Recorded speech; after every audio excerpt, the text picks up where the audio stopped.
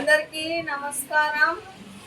గుత్తి మండల ప్రజలకి, బాంధులకి, బంధువులకి, అలాగే కూటమి ప్రభుత్వానికి అందరికీ ఆంగ్ల నూతన సంవత్సర శుభాకాంక్షలు.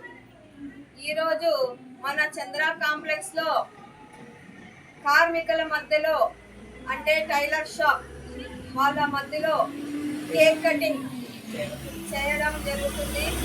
ప్రతి ఒక్కరికి ఆ దేవుడు ఆరోగ్యంతో ఐశ్వర్యంతో ఉండాలని, ఆ దేవుని అనుగ్రహం అందరికీ ఉండాలని, మరి మన రైతు బాంధవులకి పంట బాగా పండాలని, అలాగే మన ప్రకృతి మన వికృతి అన్ని విధాలుగా